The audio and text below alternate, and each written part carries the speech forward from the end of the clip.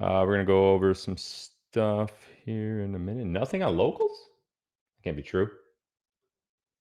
We have to be on locals. It says right now, live stream live. If I hit play. We're going to go over some stuff here in a minute. Nothing on locals? Yeah, no, we're on locals. True. Yeah, we're on locals. So there's two. Actually, you know what? I could just fix that right now so you guys don't get confused. When I send out the alerts, the email alerts for locals, it makes two posts. I send out an email alert and it makes a post with the upcoming live stream. But then when I go to Rumble Studio and schedule a live on Rumble, it sends out a second post to locals. Super annoying. So I think some of you are sitting in the one that is not going to be active because both of them don't go active. Only one of them does. And there's one on there right now that is active. So I just deleted the one that you should not be on. And if you just go back to the main screen or just hit refresh, you should be able to hop back over to the new one. Okay. No queue. I don't know, guys. I mean, I texted the CEO today. I'll text him again right now, but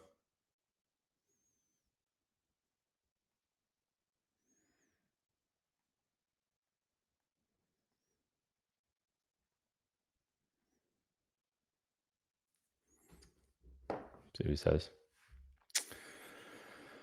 Where did you get your intro music from?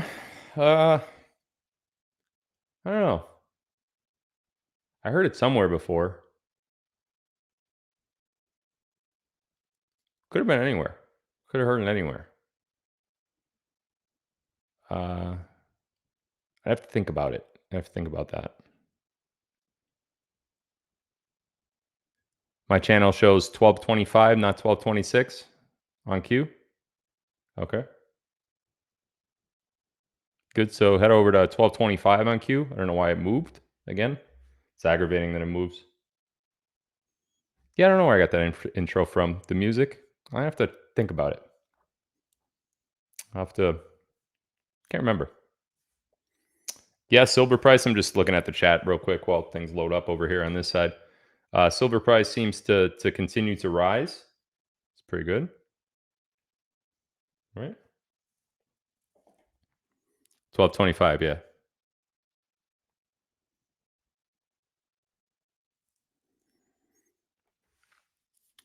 So welcome back. Tonight is live number 3 out of a 3-day in a row live stream session, which I haven't done that in a long time. Couple of reasons for that, but what is Q? Q is Q streaming, not the letter Q, but CUE. Q streaming, you could go to Phil, PHIL, Q, the letter Q, and then the word Q, CUE. philqqq.myqstreaming.com/apply. I will put that link down below in the description for you guys. But yeah, silver seems like it's soaring. We're up over $25. Gold continues to rise as well. All those people out there that said, Phil bad. Phil said metals. Metals bad. Phil bad. Call the FBI. Go ahead, call him up. Do it.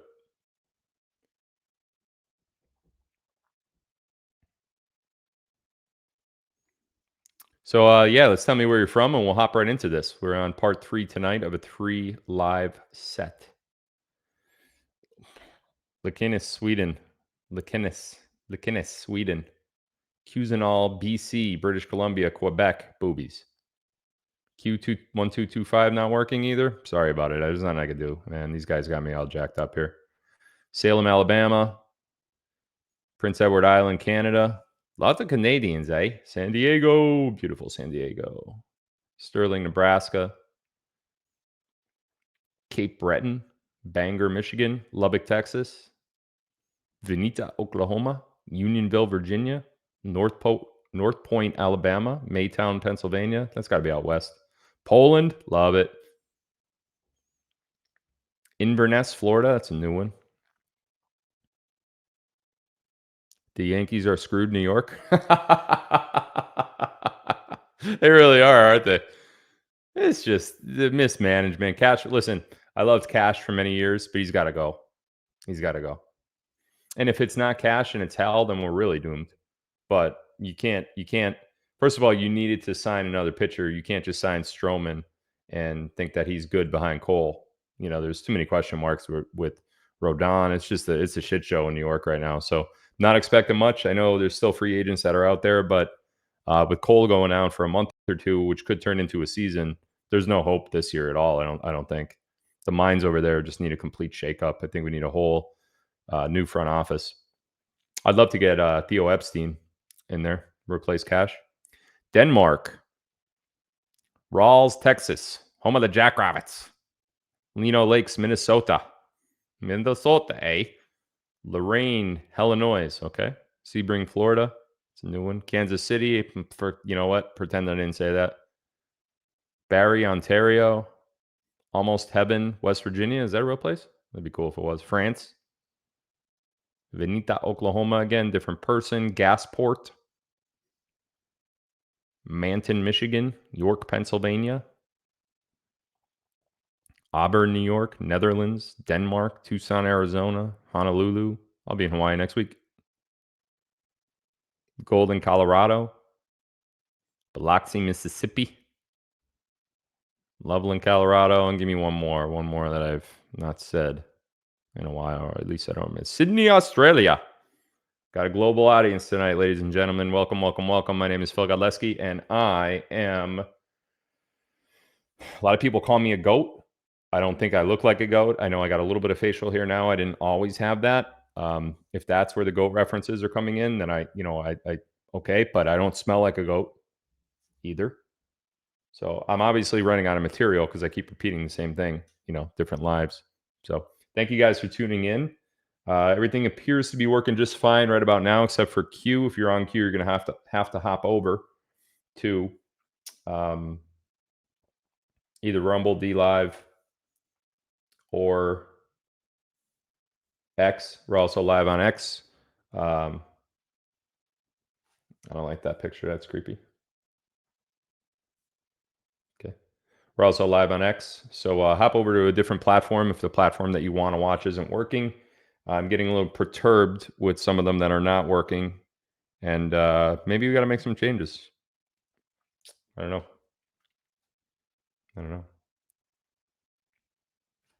Got a couple of people. Hopefully I got some mods over on Rumble. Mods, where you at? Oh, I should have banned that guy permanently, but whatever. So welcome. Last two nights, talk about what we're going to talk about tonight, and then we'll hop right into it. The last two nights, we talked about some information that is not generally talked about in the world anymore, let alone any kind of different media.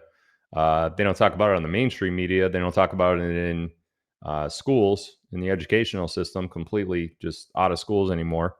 And I don't see a lot of truthers talking about this stuff either. So whenever I get an opportunity to teach you guys something that I think you may not know, or at the very most know very little about, I take that opportunity. And when there's an added benefit of doing what I just said, teaching you guys something you may not know or know little about, plus tying it into current events, that is a live stream that I love to do. So these last two nights leading up to tonight have been the Q phone. We got a little bit of an intel drop with the Q phone. I gave a little bit more information after the input that I got from Sunday night's live when I mentioned you already have the Q phones.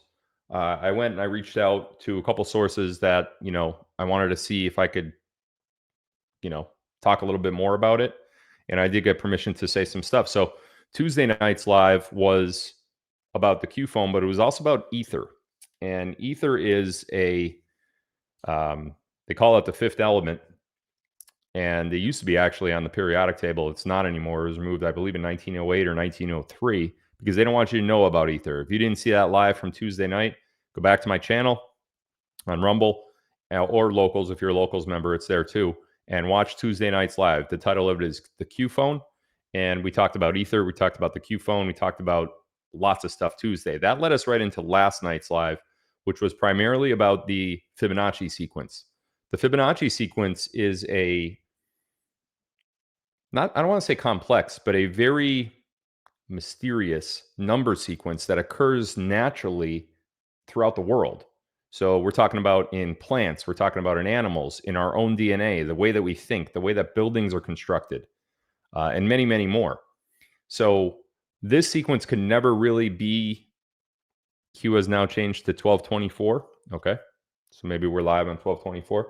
There's never really been a great explanation as to why the Fibonacci sequence works, except God. And then when you, wow, what is happening with these glasses?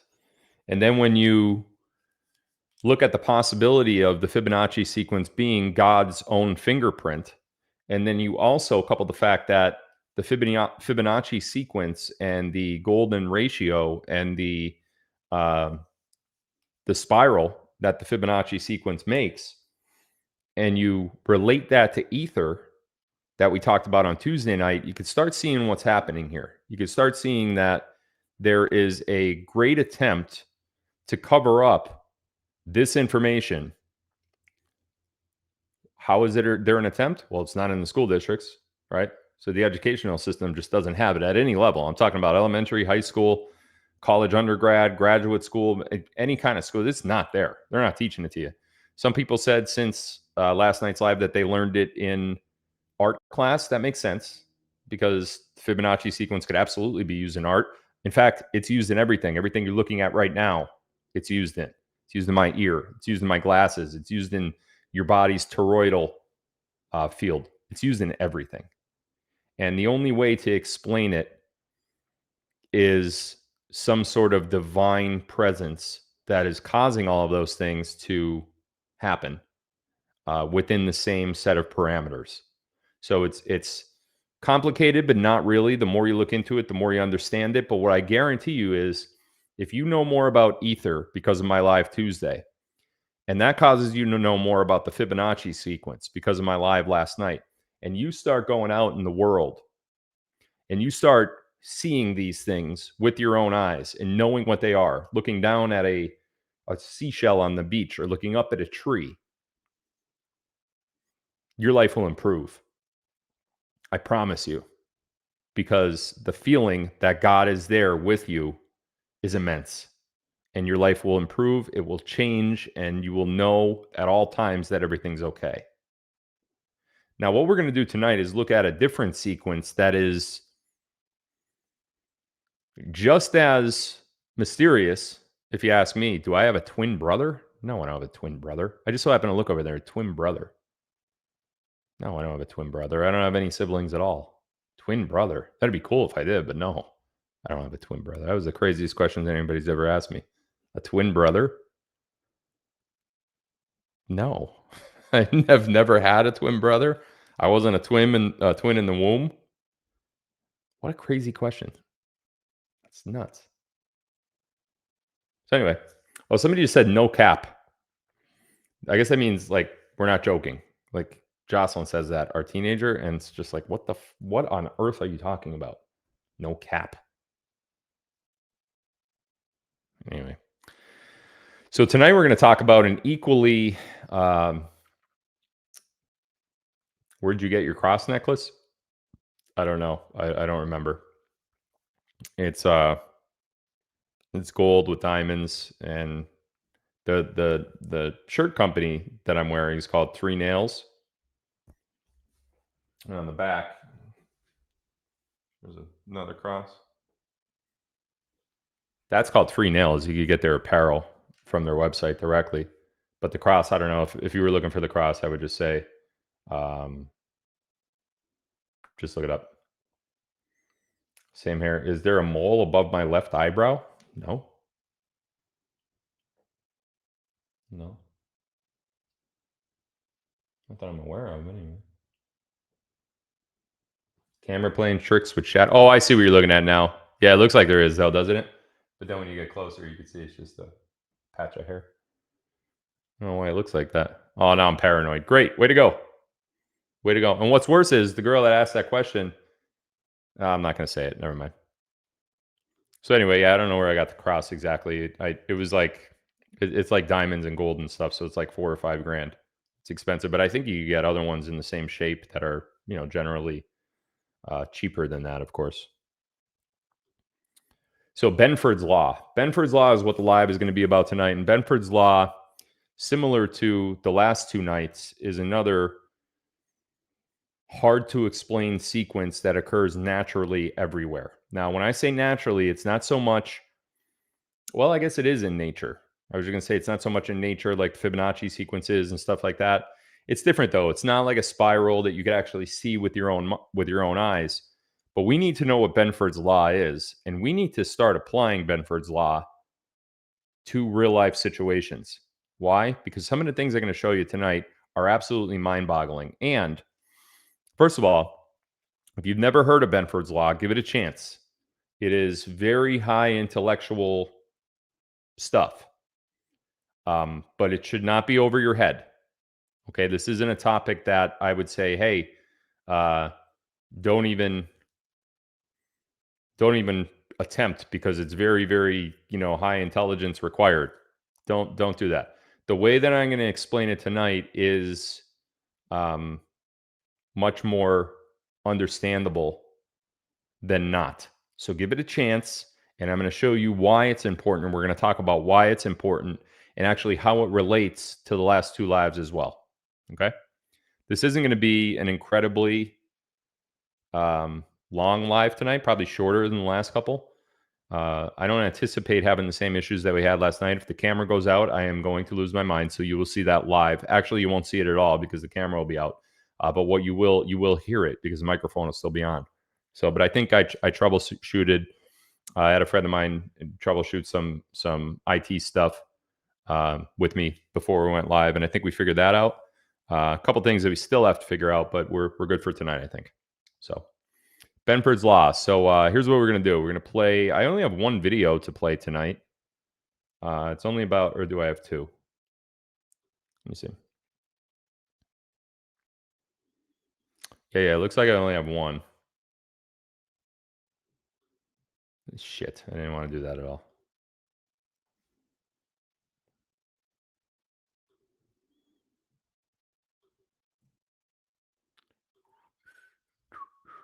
That intro song is a little catchy, though, isn't it? Wish I remembered where I got that from. No. Don't start with me. No. No. I don't even have asthma. Okay, so you just hold on right there, old chap. That was really good. That was a good one. Did you see that? Can you tell us when you will be going back to Hawaii? I'll be in Hawaii next week. Yeah, next week. Why, you guys excited about that? Phil, hats off, Godlewski. All right. I don't know. You have asthma? You want me to put the commercial back on? It was about Tez Bennick, or who gives a shit? They're all named the same thing. All right, guys. I've been cursing a little bit lately, and I try not to.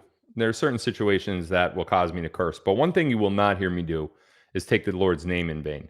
So I'll say shit every once in a while. I'll say the F word, rarely, but I say it when I get really fired up and I'm trying to get a point across.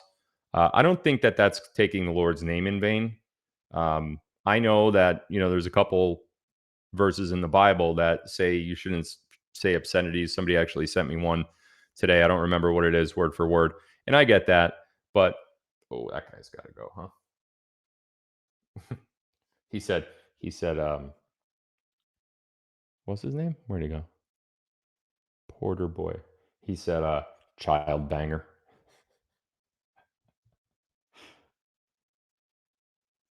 Wait till you see how those cases are going to turn out.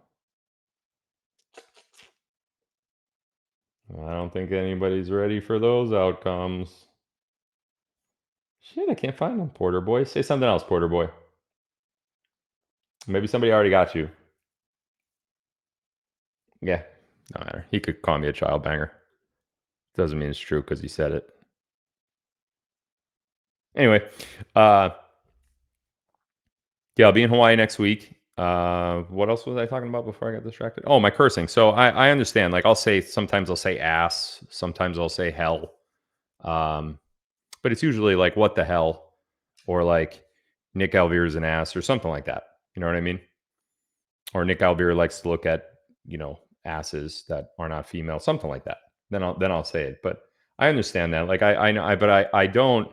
I actually call people out when they take the Lord's name in vain. I don't like when I hear the term, and I'm just saying it just to say it, Jesus Christ, referenced in like a negative tone, like, oh, I dropped that, Jesus Christ. That's like it's not acceptable to me. I've actually got into it with some family members and close friends because of that. I don't like goddamn. I don't like that. I will not say it or anything like that. I used to say that stuff all the time. A couple people in my family actually take it to the worst extreme, and I actually tried to separate myself from these people because I just can't take it. They'll say Jesus effing C, and they'll say it, and they'll just be like, and I'm just standing there like, are you serious? Did you just say that like that? If I could think of the worst thing someone could say, it's G, J, F, and C. It's just, it's like you're so ignorant to it's crazy. It's crazy. So I apologize for the cursing, but I do sometimes drop one every now and then. I wouldn't say that I have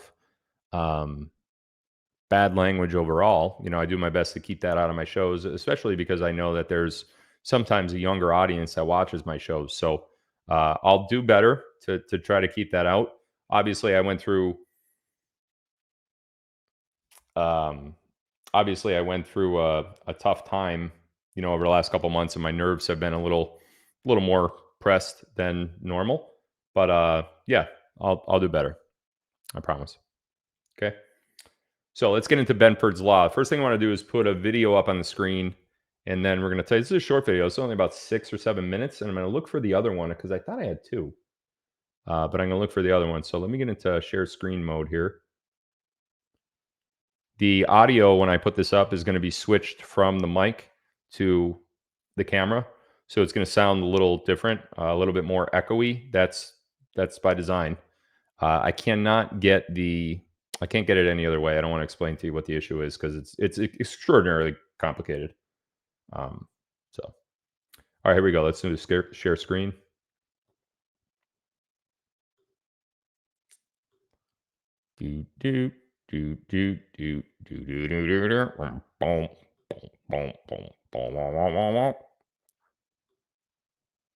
First, let me switch the mic.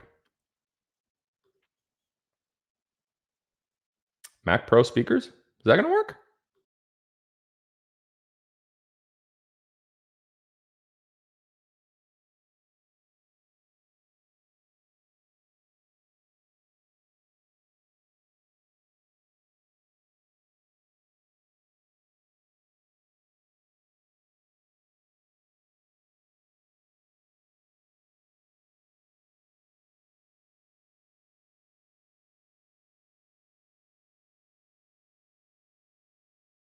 Okay, we're going to do it the way that I originally wanted to do it. So you guys may or may not have heard that, but I couldn't hear it, so I'm not going to do it that way. So here we go.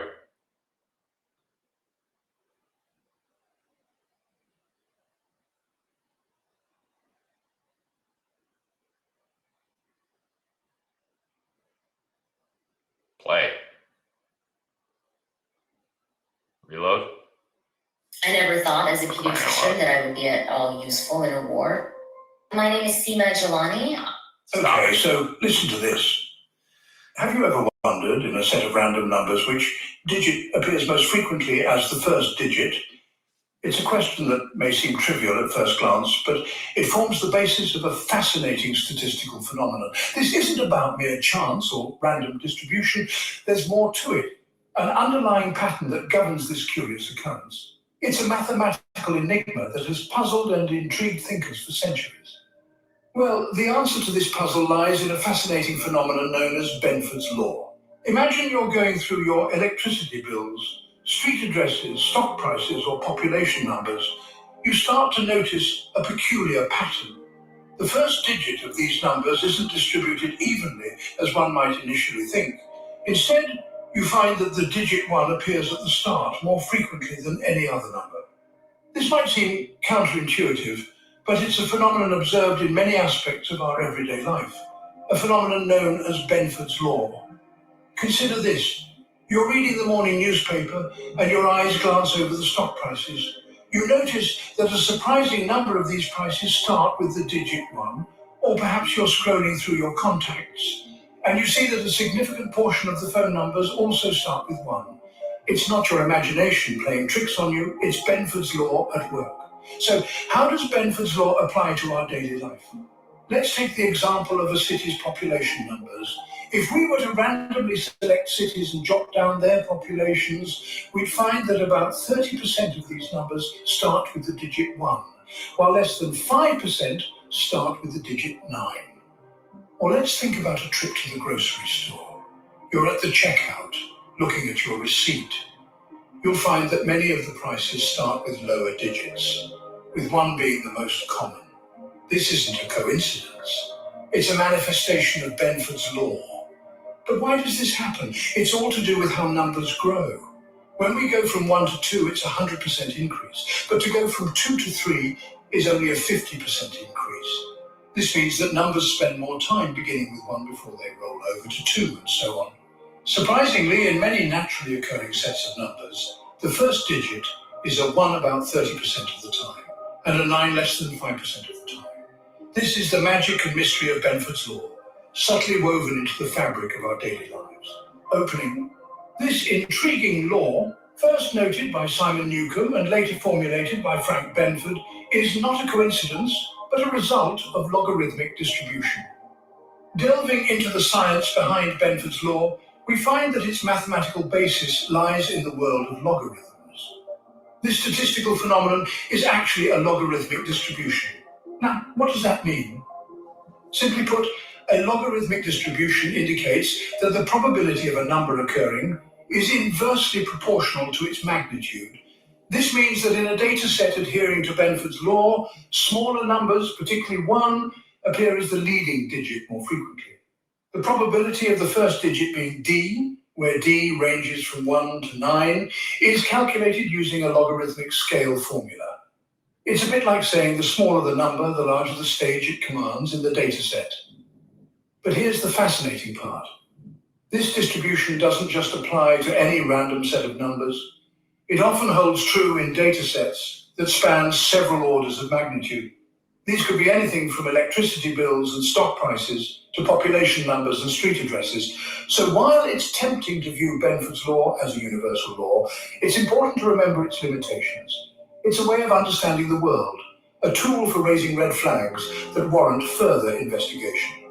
Closing, it's not a universal law, but it often holds true in data sets that span several orders of magnitude. And one of the most captivating world, a tool for raising He said something pretty important here. I want to hear it again. Numbers and street addresses. So while it's tempting to view Benford's law as a universal law, it's important to remember its limitations. It's a way of understanding the world, a tool for raising red flags. A tool for raising red flags. A tool for raising red flags. So there's instances that you can't use Benford's law, and we're going to talk about that in a minute. But most importantly, it's designed as a tool for raising red flags. Interesting. Keep speaking, sir.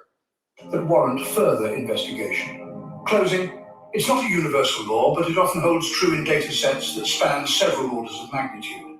And one of the most captivating aspects of Benford's law is its application in detecting anomalies, especially in financial audits and accounting. Let's imagine an auditor examining a company's financial records. There we go. If the financial data follow the natural logarithmic distribution as predicted by Benford's law, that's a good sign. However, if there's a significant deviation from this pattern, it could hint at some creative accounting.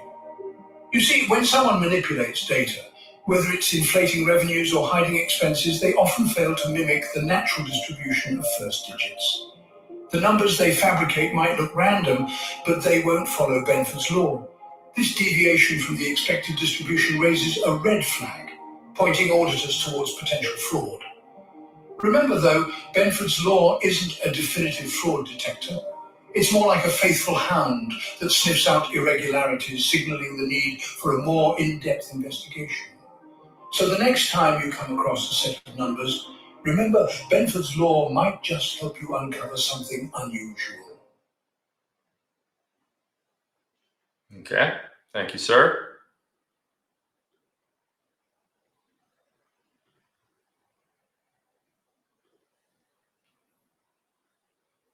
So, just thinking about what we just, let me switch the mic back. Just thinking about what was just said, Benford's law is a way to understand as well as predict or check if certain number systems are, if certain numbers that are randomized are actually random or have they been altered to seem like they're random, but have they been altered? I can have fun with this next part. So let me just get my data into this document here. If y'all don't mind, just giving me 1 minute while I transfer this from my laptop to my Mac. Cambridge, yep. Where is the one? Ah, yes, there we go. Okay. Just give me 1 second. I actually did not have this completed, and I should have, but I did not.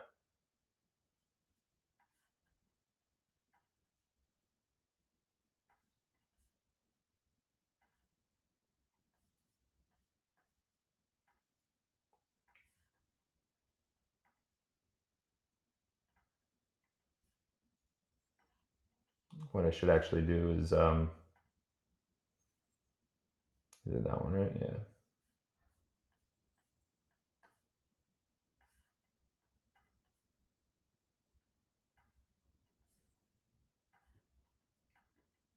Make that one bigger.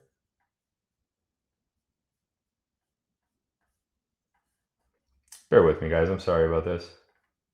I didn't have the data completed to start the show. This will only take me like 2 more minutes and that's it. Okay, did we do the red one? Yeah, we did. We did that one. Did we do threes? Yeah, we did that. Okay, and then, yep. Oh, we already had that one in there, so we'll just take that.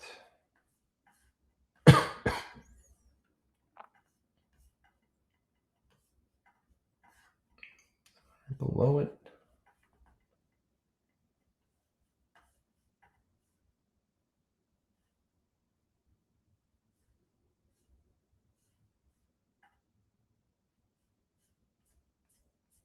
Okay, that should do it. All right, let me send this over. Share.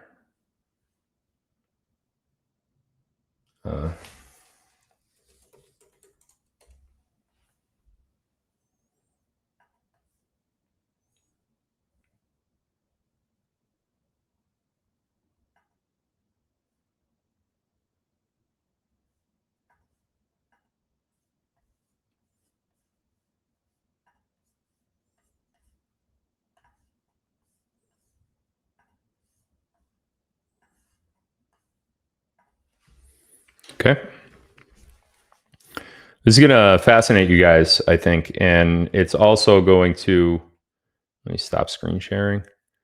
It's also going to draw a lot of, connect a lot of things that we've been talking about for the last couple nights. And I'm going to show you how those things connect as soon as I pull this up here. So here we go.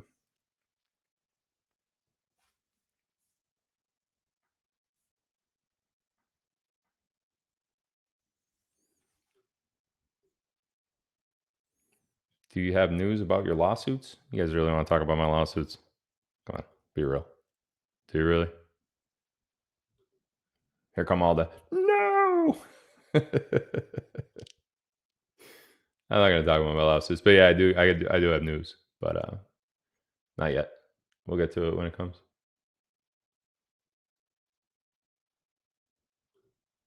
There we go. Don't. All right, we'll go back to the screen share.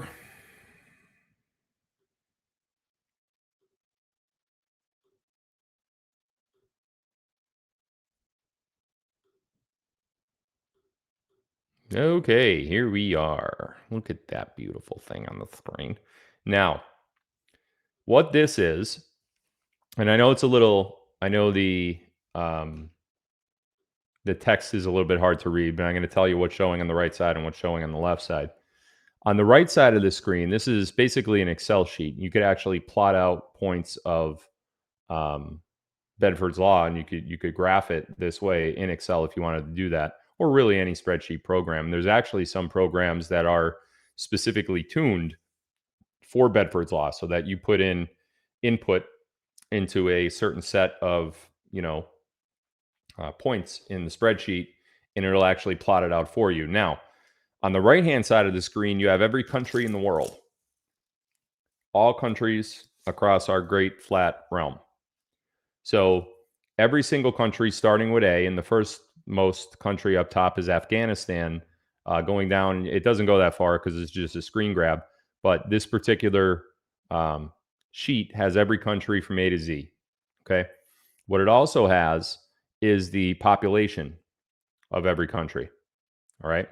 Then what it does is it takes those graphical numbers, the numbers associated with each country, and it puts all of those numbers in a map. Now, I think all of you could agree that a country's population is a completely random number. There's no country in the world that says, well, you could only have 1,100,000 people in this country. No. If you live in a country, you live in a country. Now, there's some processes where you have to get citizenship in a country.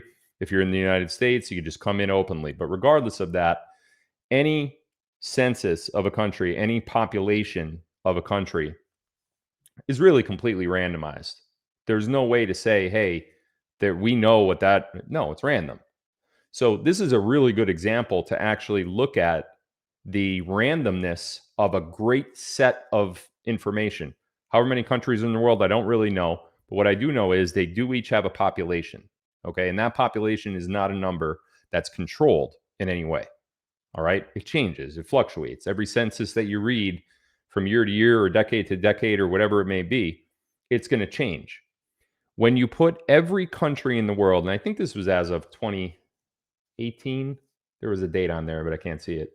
But if you take every country in the world and their population, you plot it out in a graphical manner, this is what you get.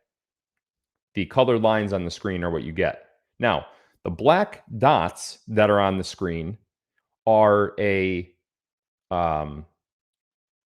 curvilinear representation of Benford's law. So what Benford's law says is 30% of the time you will have in any random number sequence, such as populations of countries, you will have a random number sequence that 30% of the time, those numbers start with the digit 1.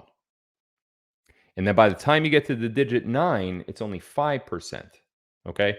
So the percentages are what those black dots and that curvature line represent. As you could see, every country in the world, as of 2018 or whatever this was, falls perfectly in Benford's law's graphical representation of what numbers should be. 30% of the time, it's the number 1. As you can see, the top dot there is 30% of the time. So this is a massive set of data, okay? And it still follows Benford's law. Now, this is a law of mathematics. This isn't a, oh, well, sometimes it happens, sometimes it doesn't. No, it happens every time in any large set of numbers. You heard that gentleman say in the video that if you take addresses addresses of your city. Let's expand. Addresses of your county. And I'm not talking about the street names. I'm talking about the numbers, the number address.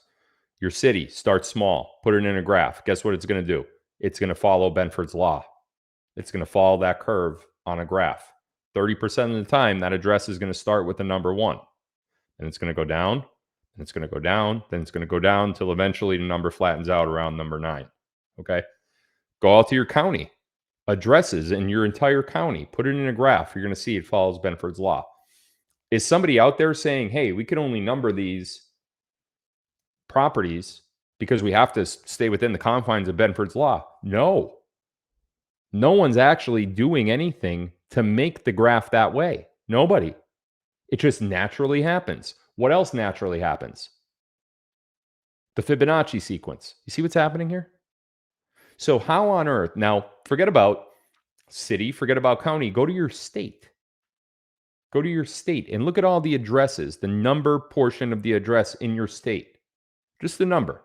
So my address in this particular property starts with 1235. Okay? I would be in that first 30%. What's your address?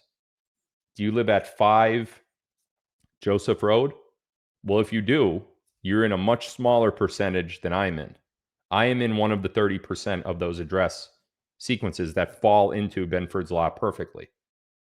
Now, the graph on the screen is not addresses. I'm just giving you another example. The graph on the screen is population.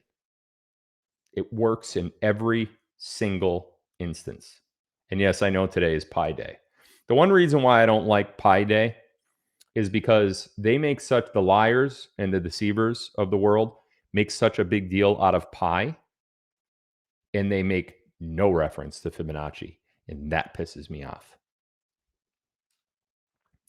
Yours is 22, yours is 112, yours is 332, yours is 2040, yours is 420. I guarantee that if I just took the numbers that are in my chat right now and I plotted them in a graph format, you know what? If somebody wants to do that, if somebody in the chat wants to take all the numbers that are in the chat right now and put them in a graphical format, put them in, write down what the number was, what it starts with, and then to the side of that, how many start with that same number. Only what it starts with, the first digit, okay? So I'm looking at digits here, 156, 162, 1111, 4566, 10949. The first digit of all these numbers that are in the chat, write down all of them. Write down all the numbers that you did. Then go back and look how many times did the number 1 start that address. Write it down next to, write it down. How many times did the number 2 start the address? Write it down. How many times did the number 3? How many times 4? Go all the way to 9. Okay? Go all the way to 9. 1 to 9. See how many times that those numbers started. And this is just in my chat. This is a great example because this is completely random. Okay? Once you get how many times each of those single digits started that number chain, that random number sequence, put those numbers in a graph, not the address numbers. How many times did the number 1 start an address? Let's say it was 30 times. Okay? Write down the number 30. Put 30 in a graph. Okay? Number 2, how many times did it come up? Let's say it came up 6 times. Okay? Then look at the percentages. Put the percentages of the total in the number, and you will see a perfect Benford arc every single solitary time. I promise you, that's exactly what you will see. If you don't want to do it yourself, just go get a Benford calculator. They're available. Did you ever hear of one? Of course you didn't, because they don't want you to know about it. You know why? Because if you know about it, you know something they don't know. Actually, I shouldn't even say that. They do know it. They just don't want you to know it because they want to use it against you, and they don't want you to be smart. They don't want you to see that you may be being deceived on some level. They don't want you to know that. Take all those numbers in the chat. Guarantee after you plot them out in a Benford calculator, they should be free. I don't know. You may have to pay for it. I'll get one. In fact, if somebody wants to send me all the numbers, I'll do it on the plane when I head to Hawaii. I'll put it in a graph for you guys. And I guarantee you see exactly something very, very similar to what's on the screen. Let's move on to the next one here. South Africa. So here we see a graph, which, let me get it up a little bit further.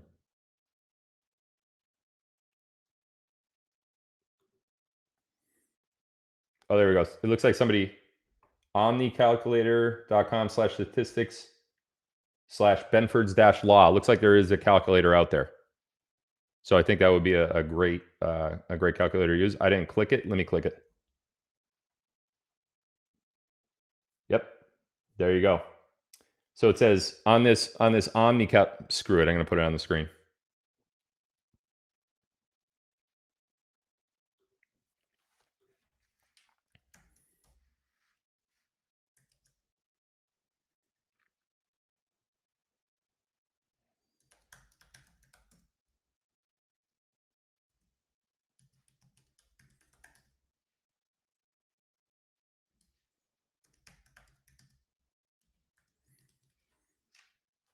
Cool. This is cool. I thought this would be in the form of an Excel sheet, but it looks like they took that spreadsheet format and they put it into a web accessible version. All right, let me switch the screen share here. Switch back up. Let's go back over to Benford's Law Calculator. There we go. Look at that. So up here, I'm going to switch. Up here on the calculator, right here where it says digit 1, of all those random addresses that we had in the chat, if you were lucky enough to grab them all, put how many of those addresses started with the digit 1. Let's say, I'm just going to say there's 100 of them, okay? Now, how many started with the digit 2? Let's say 560 started with the digit 2. How about the digit 3? Let's say 50. How about the digit 4? Let's say 60. How about the digit 5? Let's say 80. How about the digit 6? Let's say 10. How about the digit 7? Let's say 30. How about this one? 5. How about this one? 90. Now, see that graph? See that graph with the red and blue? Benford's law says it should be around here, where the blue is. Your graph, look at where your red line is. Your red line for the 1 is down here in the 10% area when it should be in the 30% area. How about for the number 2? Your red line is 56%, almost 57% of the total 1 to 9 digits. The number 2 comes up 56% of the time. It should be 17% of the time. Look at number 3. Your sample's not even close. It's less than half. Look at number 4. Your sample's a third.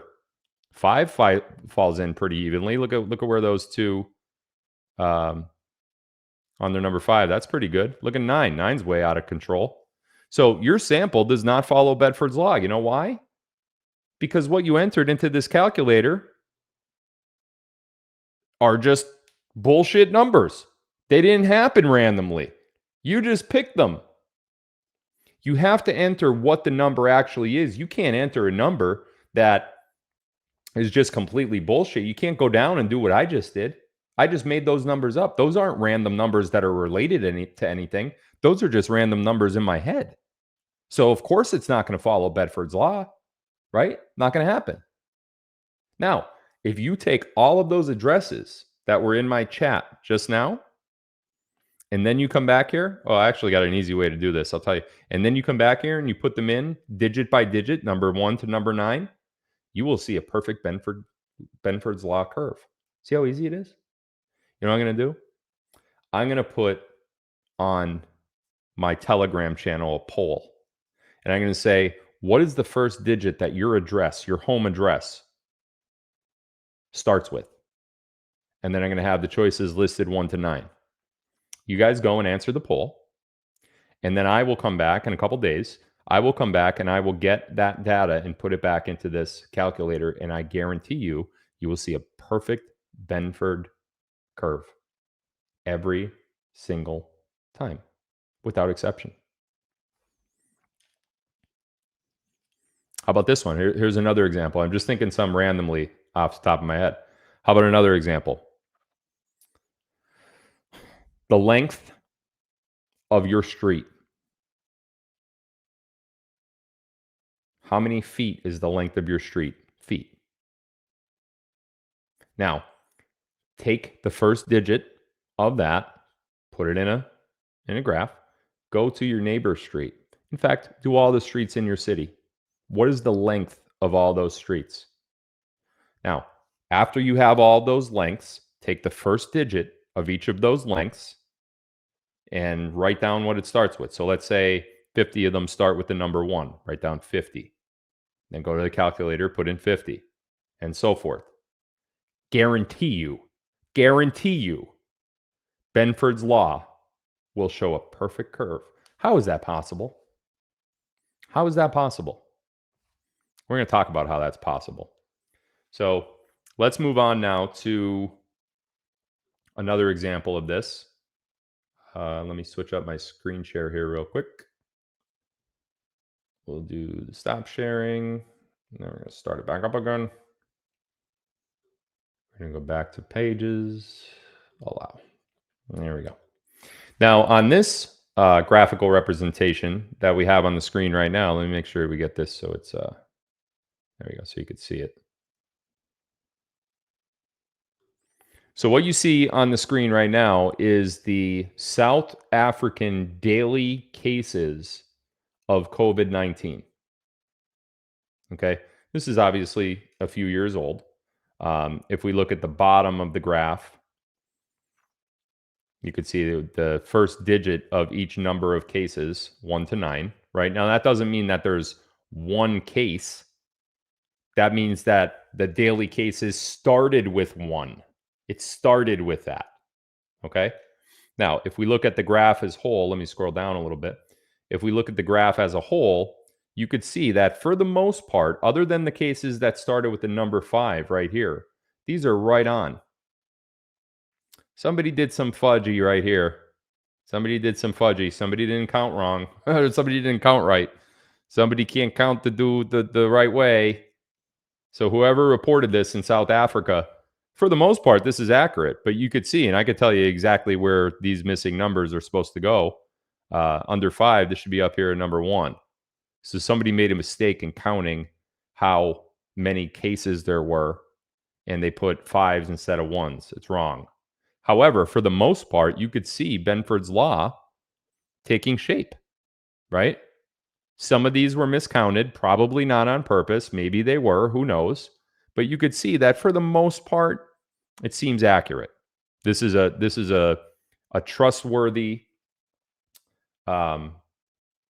study based on random numbers. Okay? Let's go to the next one.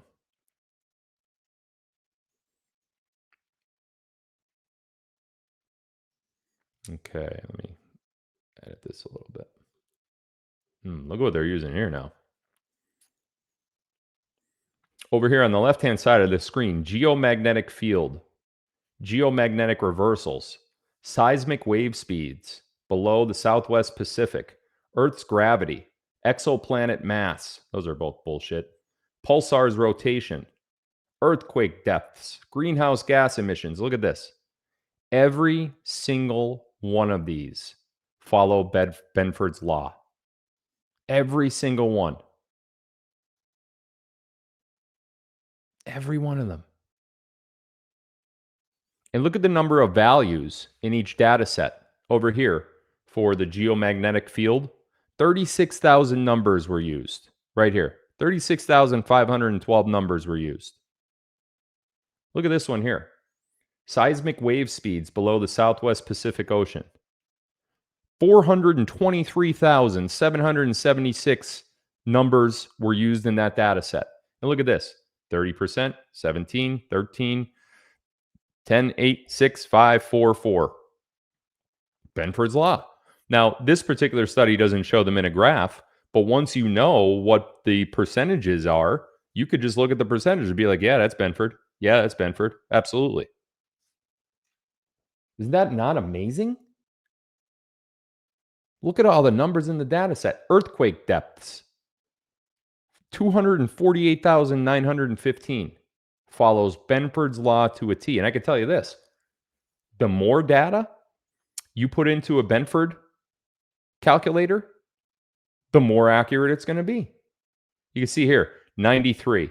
This was geomagnetic reversals. Only 93 sets of data were entered into this. A little bit off. You can see how it's off. 32% for the number one first digit, 19% instead of 17. So you can see these are off a little bit, but for the most part, it's still following the same thing, right? How is that possible? How could these random data sets all follow the same curve? 30%, 17%, 12%. How? I know how. I'll tell you in a minute. Look at these ones here. Let me make this a little smaller, actually.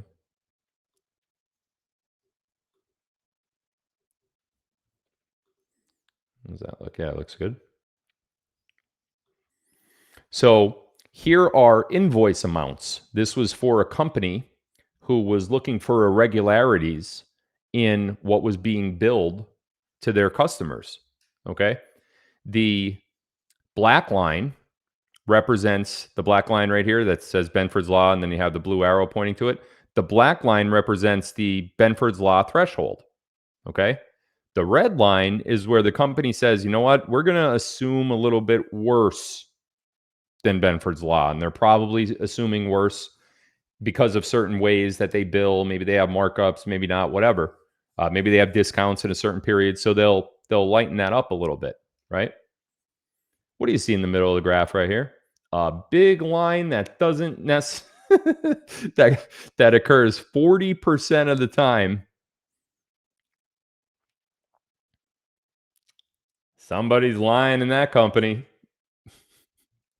Somebody needs to be fired.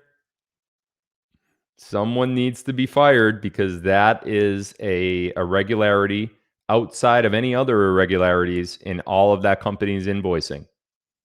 That is not accurate. Let's take a look at another one. Oh, what the hell is this?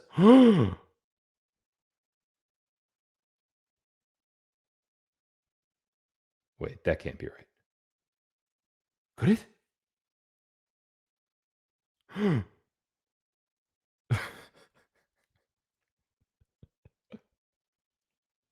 Wait a minute. Is that Joe who? Joe Rogan? Joe Biden? The guy that was supposed to be in office? Wait a minute. Hold on a second. Because what were Trump's then? Oh, Trump's is on the screen too. Look at that. Trump's election data follows the natural distribution pattern. Wow. So out of all those millions of votes, Trump followed Benford's Law? Hold on a second. Wait a minute. For real? Trump followed that whole distribution pattern. Why doesn't Biden's look like that? Why does Biden's look like that?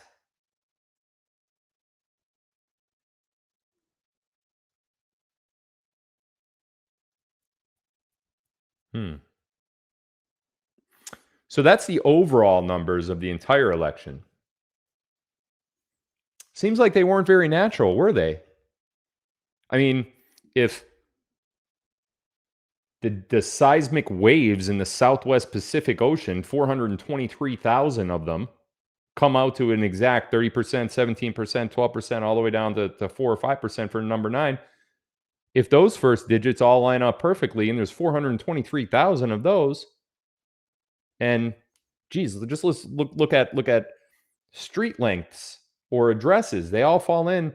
This is all naturally occurring stuff. Nothing that no one's controlling anything. It's just natural number sequences. And they all follow this law. Wouldn't you think that elections and votes are considered a natural number sequence? I would think that. Somebody just said in the chat, what about zip codes? Yeah, zip codes too. Go get all the zip codes for your state. It's available. Get every zip code and plug them into the Benford calculator. Perfect arc. Look at Trump's election data from 2020. Perfect arc. What on earth is on the screen with Joe Biden?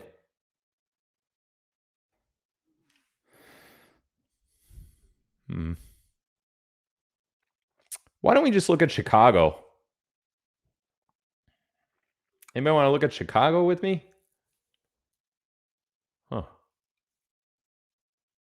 2020 election data of the presidential general election.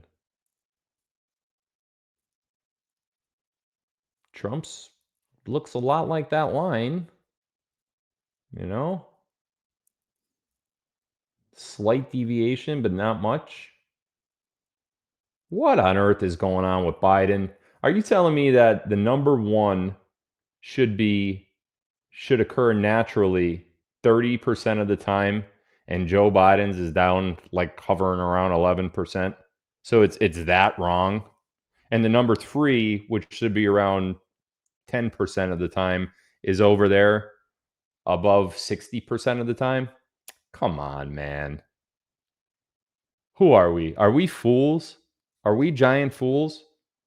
Were you ever taught Benford's law in any of your schooling?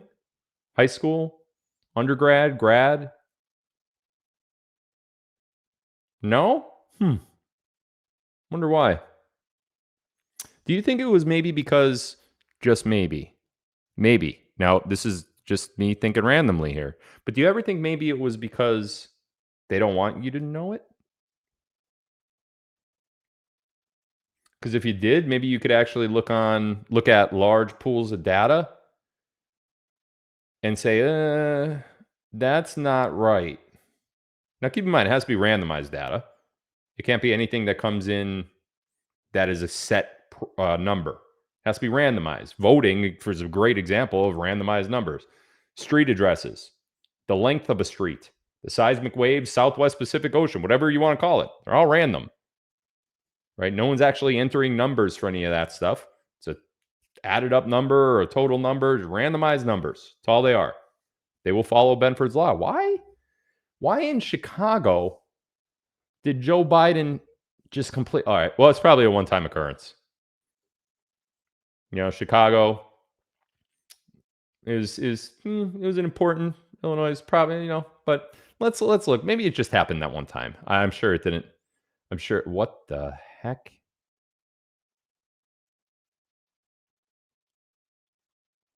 This is Milwaukee, Wisconsin. Wait a minute. I'm going to have to ascertain what's on the screen here.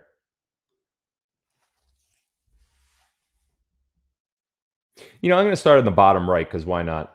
I figure I'll go backwards. Write-in candidates, 420 total. Okay. Look at that. That arc follows Benford's law pretty perfectly. And this is Milwaukee, Wisconsin. Okay, only Milwaukee. Swing state, by the way. Brian Carroll and Amar Patel, 344 votes. Small sample size, but still, for the most part, looks like Benford's arc. Joe Jorgensen, Jeremy Spike Cohen, 455 votes, almost perfectly.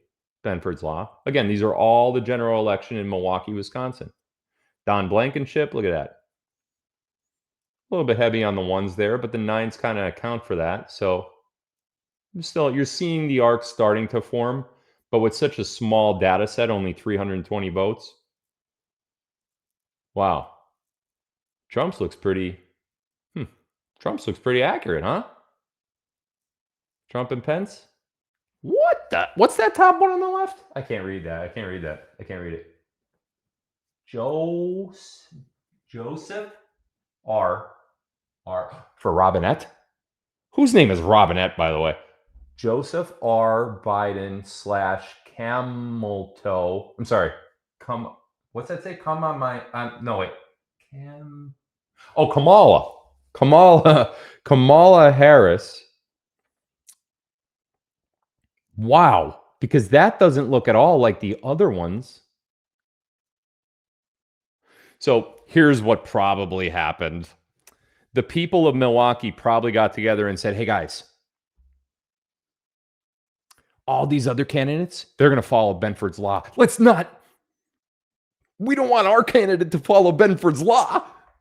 Let's all get in a room and say, you know what? We're just not going to do it this year. We're going to do something different because we don't want them to know that we follow Benford's law. You think that's what happened?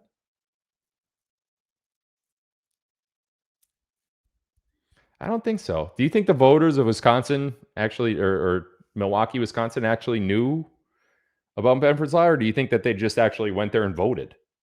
They probably just went there and voted, right? Well, if that's the case, how could such a random number sequence like a vote total not follow Benford's law? Especially if the other candidates did it. You could say, hey, you know what? Something's wrong with the whole precinct here, because every one of these candidates are not following Benford's law. So something's wrong. Something's wrong with the counting. Somebody's fudging something. But every single one of these candidates, all 6 candidates on the screen, 5 of the 6 follow Benford's arc, except one. And it just so happens that that one that didn't follow Benford's arc is the one that won. Do you know what they call that? They call that fraud. I don't call it fraud. Not me. I don't call it fraud. I don't call it anything. I just call it something's fishy. But you know who does call it fraud? We'll talk about that in a minute. Let's go on to the next one. I'm sure I have more here. Oh, boy. Favorite law. The IRS's favorite mathematical law?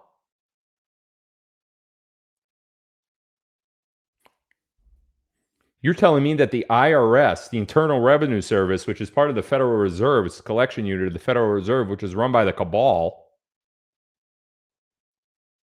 the IRS uses Benford's law to find tax cheats? Because if you think about it, taxes and the filing of taxes are a very randomized number sequence, is it not? Is it any different than the addresses that we talked about before? Or the length and feet of your street compared to the rest of your town, your city, your municipality, your county, or your state? Just as random, right? No one could control. Listen, all the numbers on a tax form, right? What was your income? What were your payouts? What were your write-offs? Those are all randomized. You're not sitting at home being like, well, I'm really not going to hit Benford's law this year, are you? No. You're just getting those numbers and you're putting them on your forms, whatever they are. But if you lie about those numbers, it seems like the IRS would know that you're lying.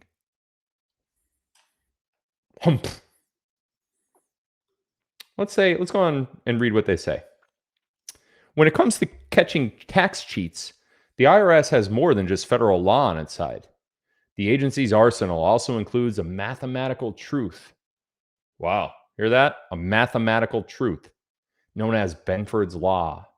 Armed with this law, the IRS can sniff out falsified returns just by looking at the first digit of numbers on a taxpayer's forms. That's it? That's all they got to do? All they got to do is look at the first digit of numbers on forms and then plug it into a calculator that's available on the intraweb?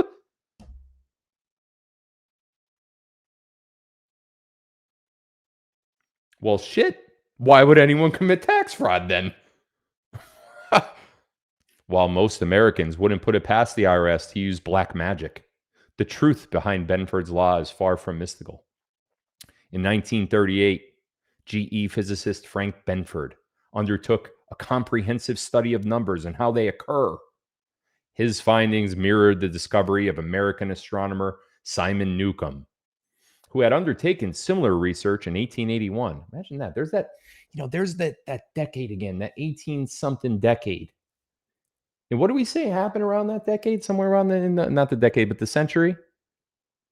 Oh, the Great Reset. So Newcomb knew about this right around the time of the last Great Reset, huh? Interesting. Benford found that when it came to naturally or socially generated data, the distribution of the first digit in a series of numbers is not uniform. In analyzing 20,000 sets of numbers from a variety of sources, numbers from a newspaper, there's a good one. Go get your local newspaper. Go through it page by page, and any numbers that are in that newspaper, whether it's the page number up top or the temperature outside for the day, or a set of temperatures for the next 7-day forecast, or let's say they're talking about the win total of what they think the Yankees is going to be this year, 60, write down that number. All the numbers in a newspaper, write those down.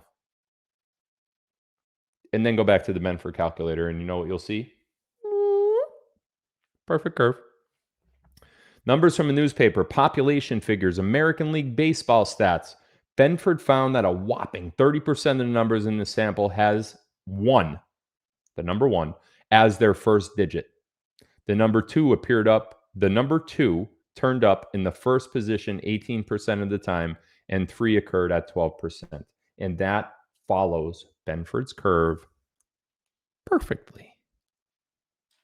Let's take a look at one more. Where have you gone, Joe DiMaggio? Oh, we did that one, right? Okay, we're just going to keep... So I added the wrong one. All righty.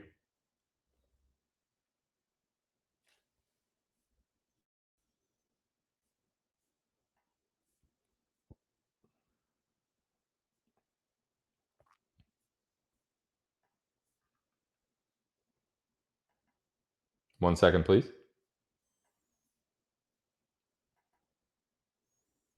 Oh, yeah.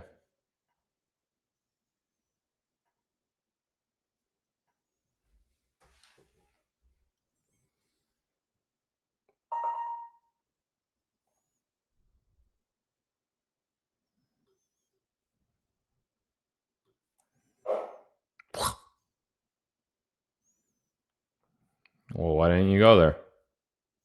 I heard the...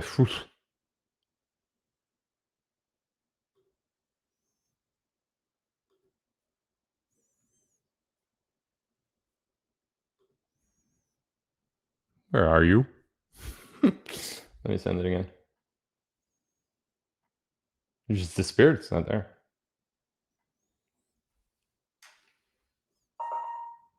Yeah. We've already been through this once, so don't make me sick Benford's Law on you. There it is. Okay. You know, I like looking at Pennsylvania. You know why I like looking at Pennsylvania? Well, because I live there. And another reason why I like looking at Pennsylvania is because I drive through Pennsylvania, and oftentimes I drive far distances through Pennsylvania. So when I do that, I don't just see Trump signs in yards. Now, keep in mind, Trump signs don't vote. Okay? Just because somebody has a Trump sign in their yard. For example, my grandparents, when they were alive, they were huge Trump supporters in 2016. Absolutely hated Hillary. Who didn't? But they would put a Trump sign in the yard. They never voted. They would not vote. They wouldn't do it. I made them vote in 2020. I made them. I actually took them. Wow. So anyway, what I was saying there was, when I drive through Pennsylvania, I see with my own eyes, and I talk to people randomly, whether it's a gas station clerk or a guy, the mailman. I'll talk to the mailman, the UPS guy, the FedEx guy, the guy at the grocery store. Hey, Phil, we want, there's so much support for Trump in Pennsylvania that I cannot even begin to describe how red of a state this is when it comes to MAGA and when it comes to Trump support. I can't even begin to describe it. Okay. So, and it's not just that. Biden will have a rally, and this happens all over the country, but I see it here because I'm here. Biden will have a rally, and there won't be anybody there, but across the street, and there'll be some people there, obviously, but across the street, there is like thousands of people holding sign. This guy around here, his name is Bob Bolus. He owns a trucking company. One of his trucks, big tractor trailer, he did this whole get up on the side of his truck with Trump, right? It's all these pictures and all this stuff, all the slogans and everything. And he would drive that tractor trailer across from Biden's rallies and park it there. And then thousands of people will come. There's so much support for Trump in Pennsylvania, not only in 2020, definitely in 2016, but probably more so in 2020 than I saw in 2016. And even more so now. you could see it happening again. I feel it. I feel the energy. It's totally different. So what I want to know is the digits. I want to see the digits for Pennsylvania because I know that they're going to follow Benford's arc. I know that they are. They must, right? Because what I say in the screen is Trump's following the Benford's arc pretty good. The twos are a little low, but not too low. Not enough to be out of compliance with Benford. What on earth is on the left?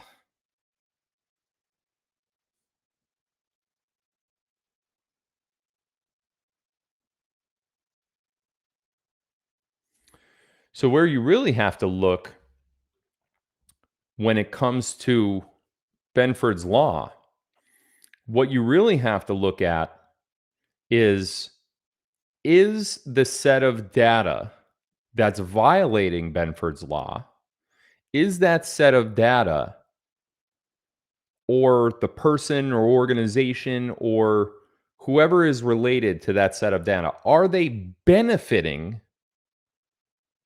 if they are the only one who's violating the mathematical law? Are they the only one? All of the other whatever candidates, in this case, we're talking about elections, all of those other people, they're not violating it. They lost. But the one that did violate it won. That's when you say something is definitely purposely wrong here. Go back and look at past elections. Go back and look at any other data set, the number of points scored on any given night in the NBA. Easy data set to get, right? Those are random numbers. No one said, you know what, we're going to make sure that the total points scored on Thursday, March 14th, is going to fall into Benford's curve. Or maybe they got antsy and they're like, you know what, we don't want to be in the curve, so we're not going to score as many points tonight. No.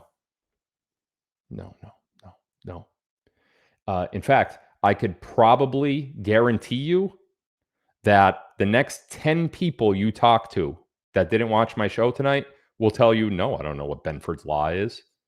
And then when you say, well, it's the law of randomized numbers, how, a certain number, 30% of the digit 1 will occur randomly 30% of the time. And they'll be like, dude, get away from me. That's what they'll say. Let's be honest. Let's be real. Right? No one's going to know about it.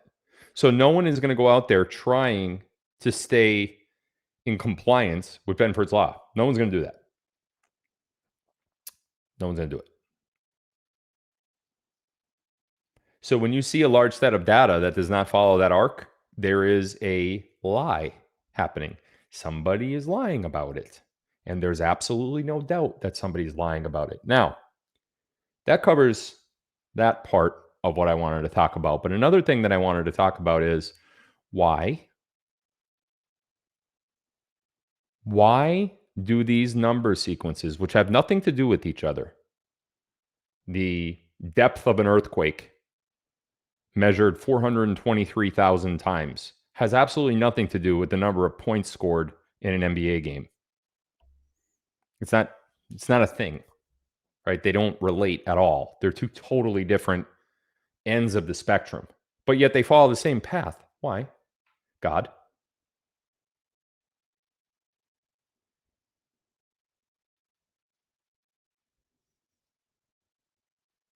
This yet again all goes back to God. All of it. There's nothing different in general. There's nothing different about the Fibonacci sequence and Benford's law. There's nothing different about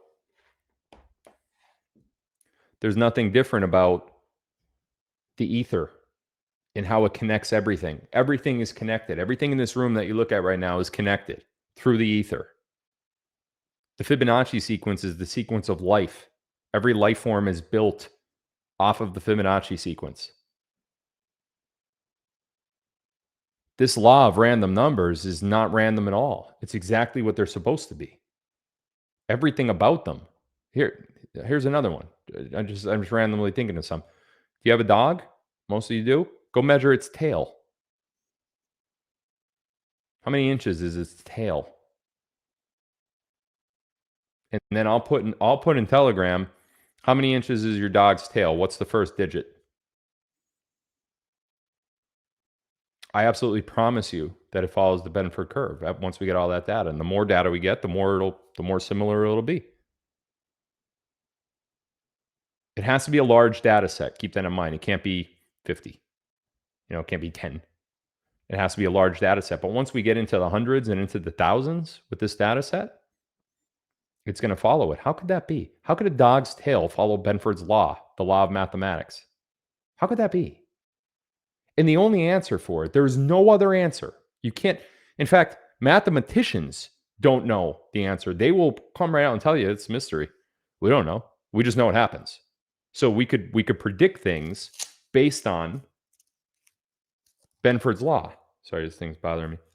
We could predict things based on Benford's law. We know that it happens. Why does it happen? We don't know. Those are the smartest people when it comes to math in the world. Some of them, the smartest that have ever existed. They can't answer it. What else can't they answer? Fibonacci. No one knows. What else can't they answer? The emotional connection that people have. No one knows. No one could explain it. No one even tries anymore. But you guys need to know about it. Everybody needs to know about this stuff. Everybody needs to know about ether. Everybody needs to know about Fibonacci. Everybody needs to know about Benford. And I'm telling you what, you're a lot smarter if you do know about these things. Because when a large data set comes in front of you, you may think, oh, well, a large data set's never going to come from, to me. Bullshit. It comes to you a lot more than you think it does. It comes to you in every voting cycle that you've ever voted in, whether it's a local election, a school board election, a gubernatorial election, sports, your taxes. You're trying to cheat on your taxes? I got news for you. You're not going to cheat on your taxes. They're going to know that you cheated. And if you get away with it, it's because they let you get away with it. You're just not a big enough fish for them to grab. You can't cheat. They use Benford's law. Now let me ask you guys something. You really think that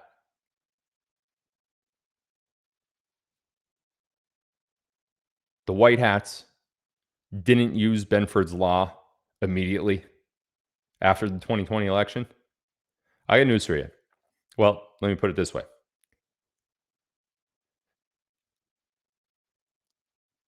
I wish they were still available.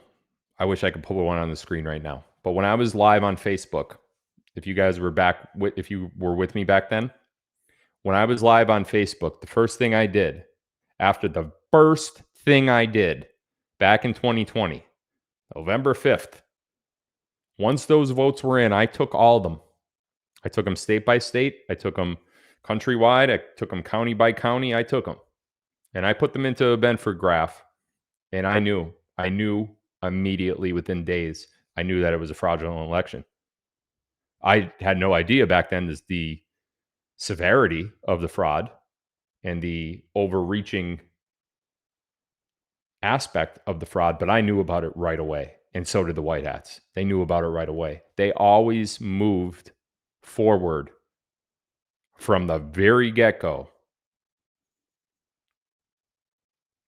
knowing that the election was fraudulent, not just because of instinct, but also because of a violation of a mathematical law. Do you think that the smartest mathematicians in the country weren't called as part of the Supreme Court overturning of the 2020 election? Do you think that they didn't have any input in that?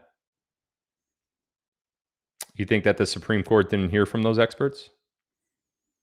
Not just the smartest minds in the United States in terms of mathematics, but the smartest minds in the whole world? You don't think that there was input given by those experts to the Supreme Court? Well, I got news for you. I could tell you tonight for the first time that there was. there were people that, in the case to overturn the 2020 election, which happened back in 2022, the overturning happened back in 2022. There were people from the world that testified that this is impossible. It is literally impossible. Do you think that Mike Lindell's case with the Supreme Court has nothing to do with what I'm talking about tonight? He's got a case in front of the Supreme Court right now, does he not? Do you think Mike isn't armed with Benford's law? Do you think he doesn't have experts going in there? Or wait, do you think that maybe the cases that are actually reaching the Supreme Court now actually already reached the Supreme Court a couple years ago? And do you think that what you've watched since those decisions were made is just a movie? Because that's what I think. Now, I don't know if I'm right. I've been wrong a lot of times, but I'm pretty sure that I'm not wrong this time. I'm fairly certain that everything that's playing out now and will continue to play out for the next short period of time has already happened. Maybe, just maybe, you're going to hear about Benford's law in the news pretty soon. And when you do, think of me. Okay? Think of me. Bill said that! Who are we talking to? How would he know? How would he know that?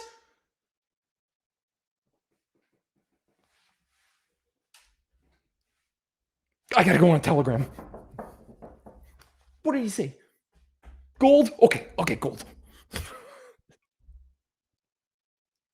I don't know. Maybe I just know a little bit more than what other people do. Maybe not. Maybe I don't. I didn't necessarily say tonight was going to be an Intel Live because I wanted to see who flaked out on the thought that, he's doing another Fibonacci sequence. I don't care about Fibonacci. I just want to know what's happening in the world. So maybe I just spit all over myself. Maybe I just wanted those people to not watch and then drop a big thing on you right at the end of the live tonight and tell you that what we talked about tonight is actually playing out. Actually, well, let me rephrase. It played out in 2022, 2021, 2022. And we're seeing the results of it now. Maybe I just didn't want those people to tune in live. And now they'd be like, shit, I knew I shouldn't have. Shoot, not shit. Twice I said it, and I didn't mean to the second time. Or the first time.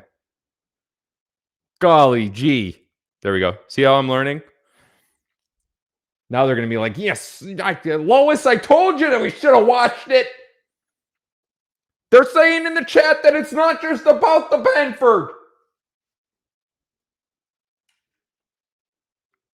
Lois, come on, we're watching it now. Frank, it's 11 o'clock at night. Lois, I told you we should have watched it.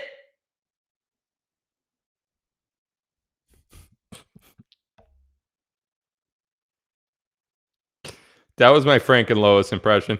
Hopefully none of you out there are named Frank and Lois and you're married.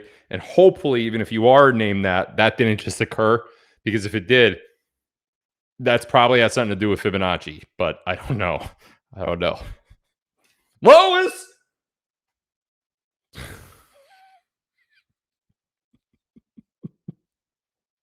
You know what's funny, guys? Let me tell you a little secret.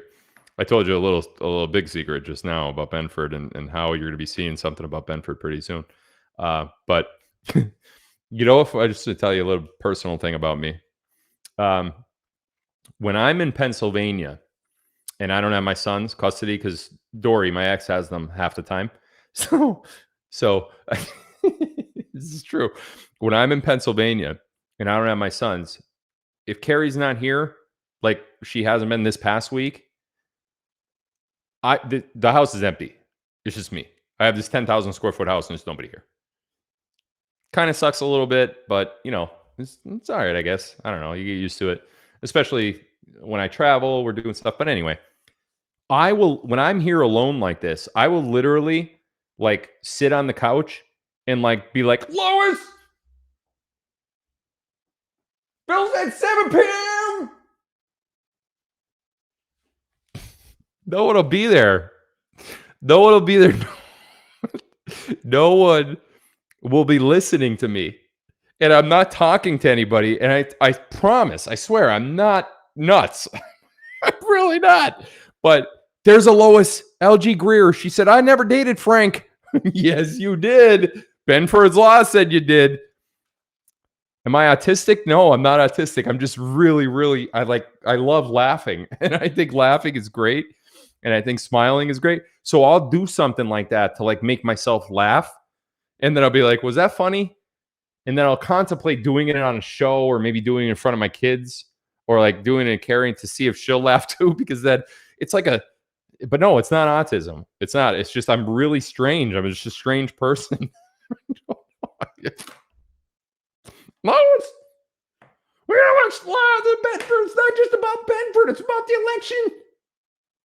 Frank, I have to take out the dog. Let the dog piss on the floor. Let's get in here and watch Phil.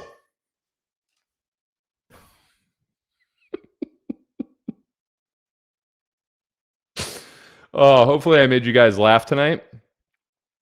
I hope that you laughed, because if you didn't, maybe you're dead. Check your pulse. And then after you check your pulse, I hope you come to the realization that you learned something that you didn't know tonight. And I hope you learned something that you didn't know last night. And I hope you learned something that you didn't know the night before. And I hope you walk away from this week in March a smarter, sharper, and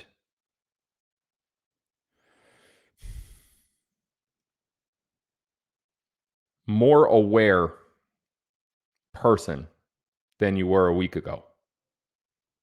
Because it's not just I keep laughing. It's not just about Frank, come back to bed. No way. Frank, come back to bed. I'm watching Phil. He's talking about the election. He's going to be in the SCOTUS. Frank, I don't care. It's 12:30. I'm watching Phil.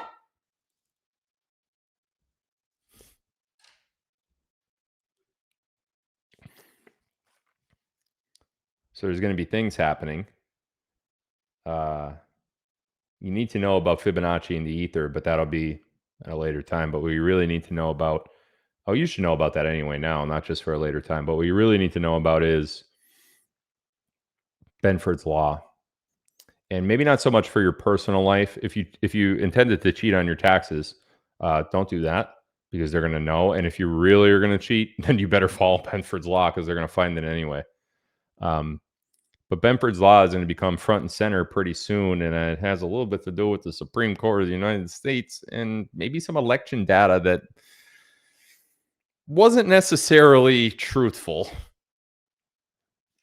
Could Benford's Law alone overturn an election? No. But is it a key factor to look further?